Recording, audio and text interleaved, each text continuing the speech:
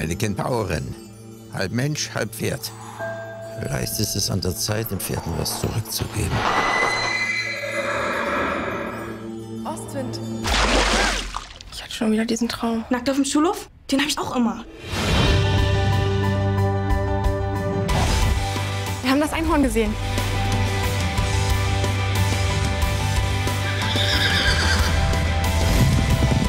Ich hätte sie fast gehabt. Es sah aber nicht so aus, als würde sie freiwillig zu dir kommen. Und was macht die jetzt? Ist das dein Wald oder was? Ja, irgendwie schon. Ja, dann tut's mir leid, dass ich nicht geklingelt habe.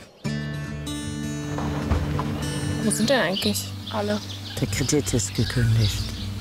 Was ist mit diesem Wunderpferd, das du gekauft hast? Ostwald oder Südpol, Nordwand. Ostwind. Das wäre doch was. In 2 Wochen fällt Kaltenbach an die Bank. Ja, irgendwas wird man ja wohl noch tun können. Ein Turnier. 50.000 Euro Preisgeld. Wie genial ist das denn? Springen kannst du schon. Im Geländereiten machst du dauernd. Es bleibt nur noch Dressur. Dressur. Was habe ich ihm beigebracht? Ist doch auch Dressur. Dressur ist so ziemlich das Gegenteil von dir.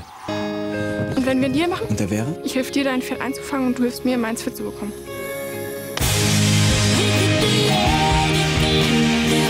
Du verstehst Pferde auch nicht wie ein Mensch, sondern wie ein anderes Pferd.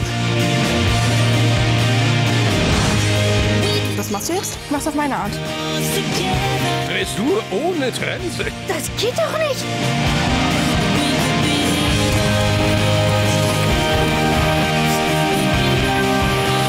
Das ist erst der Anfang, Chicas.